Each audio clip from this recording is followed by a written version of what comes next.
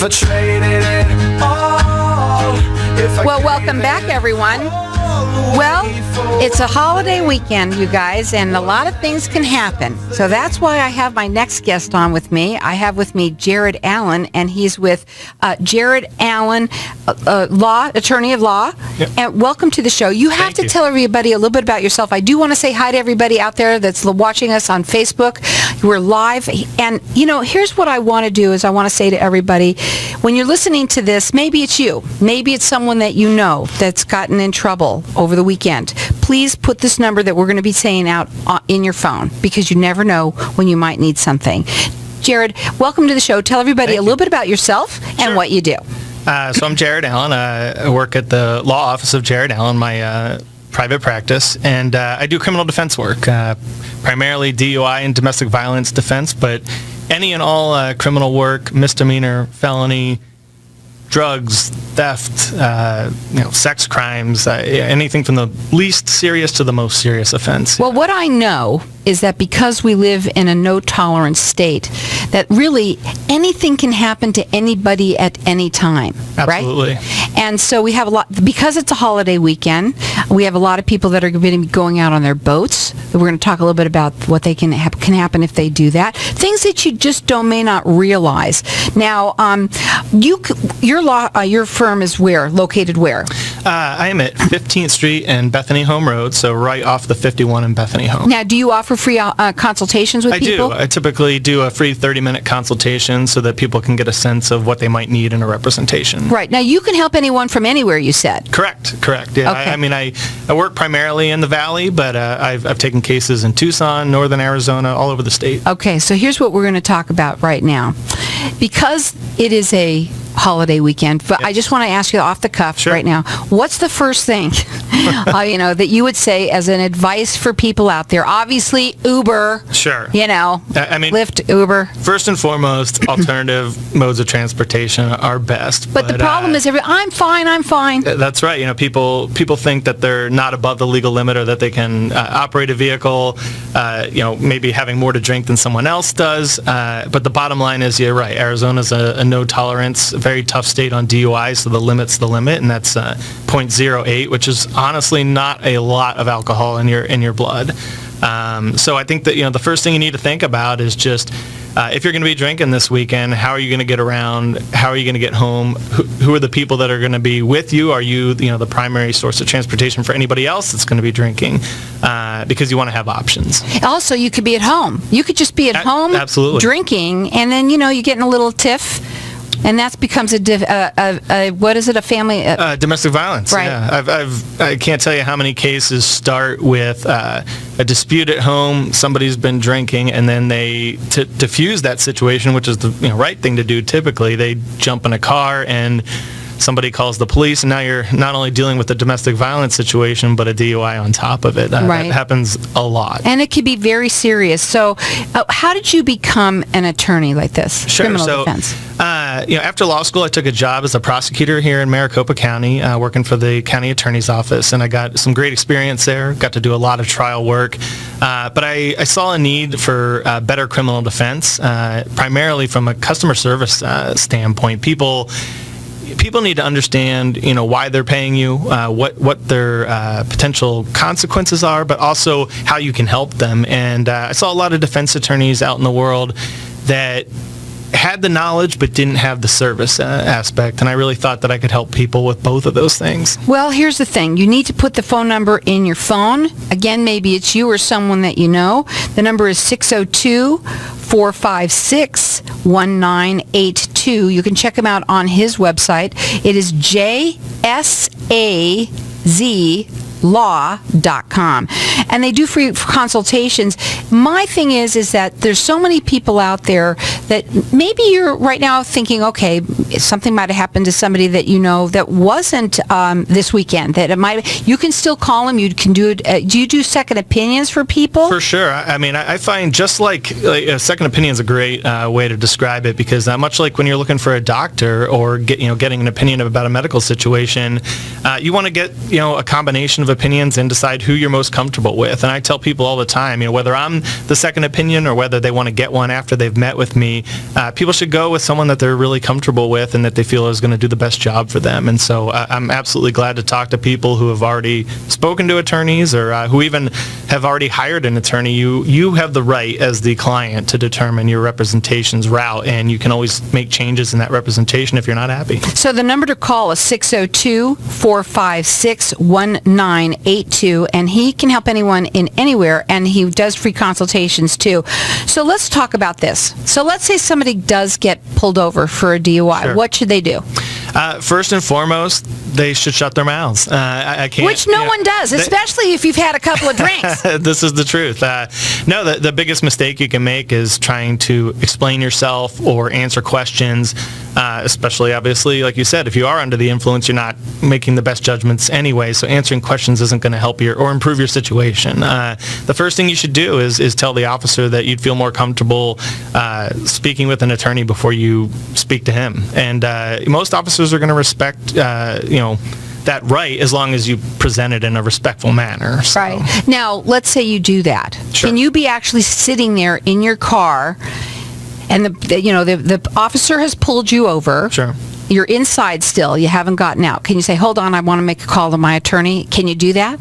You can absolutely exercise that right, and the officer can then determine from there when and where you're going to have that opportunity to make that call. He might say, I'm not going to let you make that call right here. I want to get you off the side of the road. We want to get you, to a safe place, that type of thing. And I've had multiple clients call me from, the DUI van where they want to administer a blood or breath test, and they want to talk to an attorney before they do those things. And I think that if you're confused about what your rights are, you should absolutely call an attorney, and most situations are going to allow for that. Yes, and again, we want people to know that this number should be put in your phone because you never know when something can happen. This is a huge holiday weekend right there. For sure. A lot of people might even be going out on the boats. It can happen on a boat too. It absolutely can, yeah, out on the lakes. I can tell you I've spent a lot of holiday weekends up in Lake Havasu, and that's a busy area with a lot of people, driving boats and drinking. And there are some times where people are there. They're actually waiting for you. Absolutely, they are waiting. That's what they make their money on. I mean, I hate to say it. No, but these cities,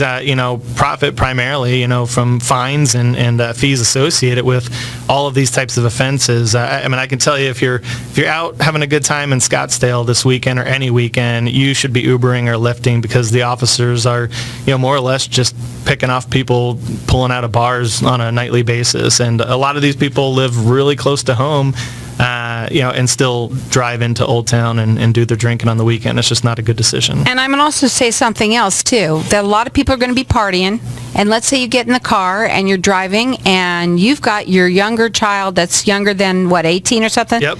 And now it becomes what? It becomes a felony. Right. You go from a misdemeanor DUI, which, is the standard kind of DUI, and it moves right on up to a felony. Most cases of felony DUI are repetitive DUIs, but like you said, you have certain circumstances where it becomes a felony right off the bat, and that's one of them. And it's really hard for people because right now, anybody can happen to anyone. I've seen people that are just older folks that just, we talked about it before you even came on. How about people with prescription drugs?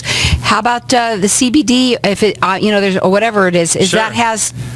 There are so many new possible ways to get a DUI. The traditional alcohol DUI is not the only thing that's happening out there. And there's a bigger focus now on, with the opioid issue, medical marijuana cards. These things create different ways for people to get DUIs that they don't necessarily understand, the law or their rights. And it's totally understandable. It's very confusing. But at the end of the day, if you have a medical marijuana card, for example, just because you can, smoke weed at home doesn't mean that you can then get in your car and drive. Right. And it's the same thing with prescription drugs. If you're taking them as administered, that's great. You could still get a DUI depending on the situation. We're going to go to a break. When we come back, we're going to talk further. You know what, guys? This is a great holiday fun weekend. You should definitely take an Uber or Lyft if you can. But you know what? We all know that people get in their cars all the time or do things that they didn't mean to do.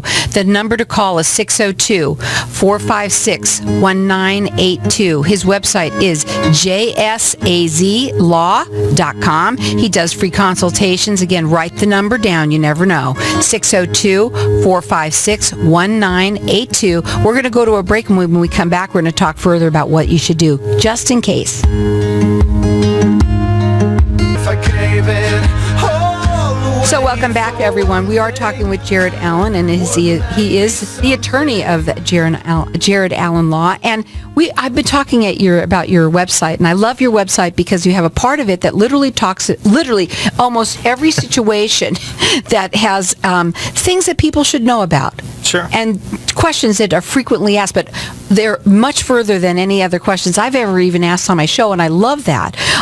First of all, I wanted to talk a little bit about, obviously, we were talking a little bit about domestic violence, and you said that the number one question that you get asked is, how come I can get charged with a domestic violence case when there was no violence? Absolutely. It is the number one question I see. What's considered violence? Well, so, one of the interesting things about Arizona's domestic violence laws are that they don't require actual violence. So the statutes in question are based on who is the victim in the case and what's their relationship to you. So, for example, we usually think about domestic violence as an assault or, pushing, shoving, kicking, hitting, that type of thing. And that's absolutely You're going to jail. Case. Yeah. Somebody's going to jail no matter what. Getting arrested. Even if you just tap them. Yep. Go ahead. But we find now if you're in a verbal argument, like say with your girlfriend, your spouse, with a family member, and these are the people that qualify as domestic violence victims. It's based on that relationship. So anyone in your family, anyone you have a romantic relationship with, if you get in that argument, if you go... you're being verbally abusive. Exactly, but it's not physically violent, but it's still a domestic violence offense. Wow. So, for example, in those cases, disorderly conduct would be the charge, but it'd be an allegation of domestic violence, which triggers all kinds of potential consequences that aren't, there in a normal case. Right. One of the most bizarre cases I ever had was a criminal trespass case charged as domestic violence. And you think, how is that domestic violence? I went to someone's property without permission.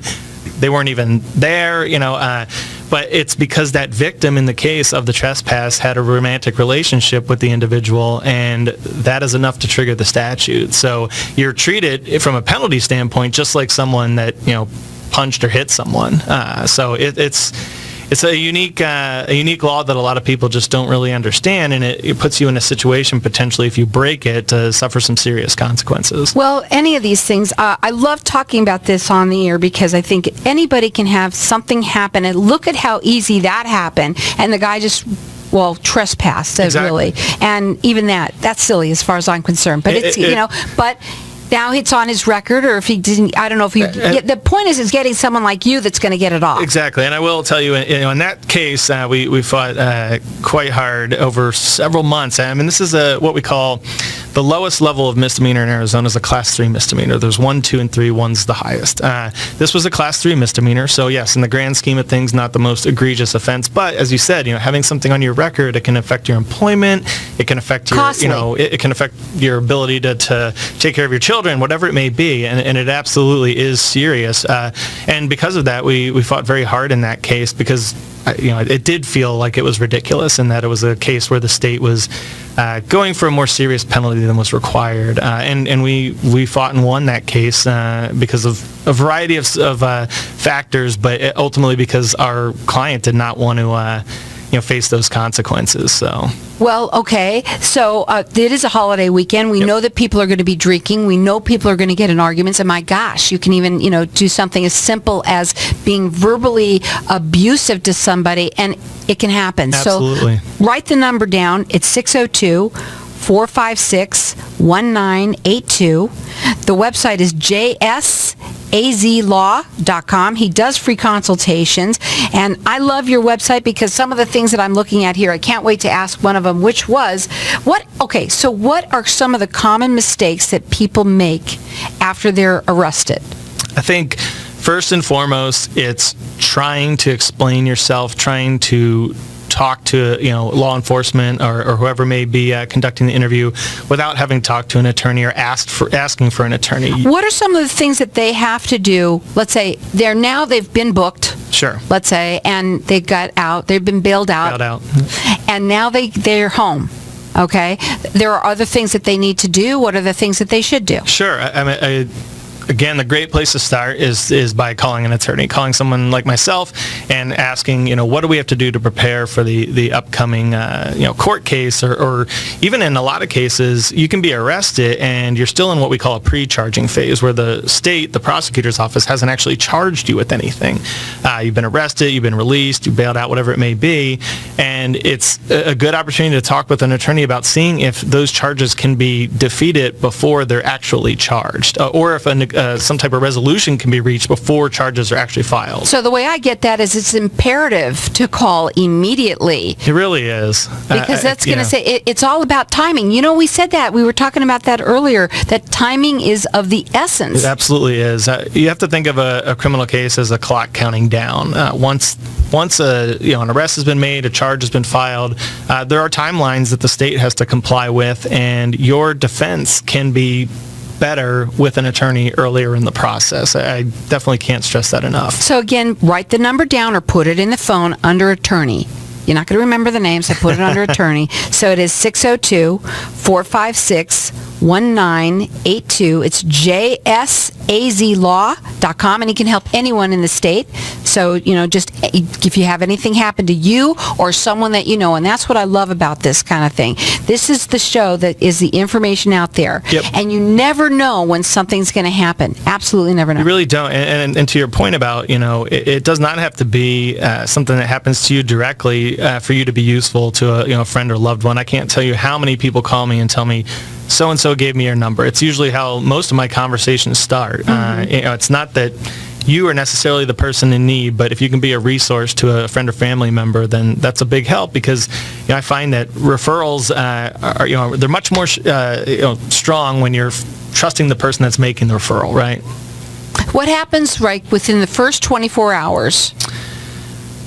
Within the first 24 hours of, let's say, an arrest, you're going to deal with being booked. You're going to have to figure out bail if bail's imposed. You're going to want to find out when your court date is, if there is one, and oftentimes there'll be a court date set pretty quickly.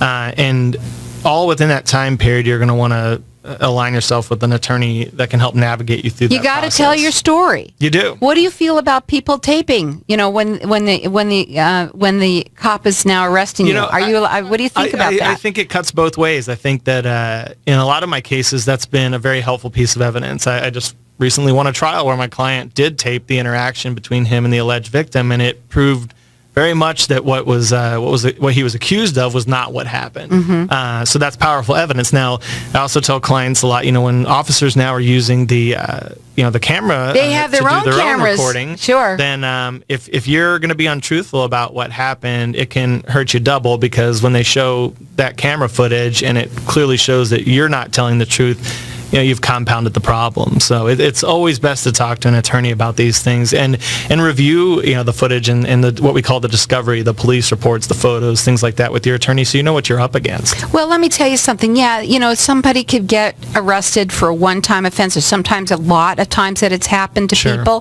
I think it's good to have an attorney who can listen to your case and find out, well, first of all, you need someone as good as going to bring down anything that he can bring down, because they're going to try and give you the worst, right? That's the big thing. When I don't know the words for it, so I'm just saying it. No, you're right. You're right. When people ask me, about the work I do as a defense attorney, my most important job isn't necessarily trying to get people off or get people out of responsibility. It's standing up against the power of the state, which is huge. The power of law enforcement in the state to go after a maximum punishment in a situation where someone doesn't deserve it. I have people come to me all the time that say, I'm absolutely responsible. I want to take responsibility. That doesn't mean you shouldn't have an attorney, because in those cases, you can still minimize your exposure. You don't have to be suffering the worst possible penalty for what you did. You said you've been doing this for 12 years. Almost, yeah, just shy. 12 years. So your experience. Absolutely. And, that's one thing that you've also talked about a little bit, is your experience that can give somebody the case that they need to defend them. Go ahead, Absolutely. Talk a little bit about that. I think one of the biggest things that I found my clients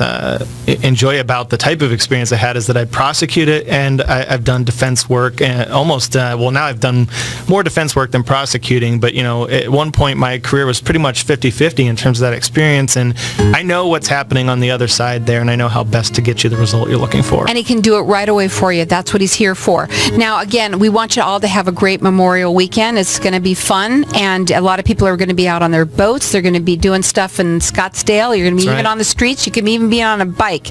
Anything can happen at any time, especially here in Arizona.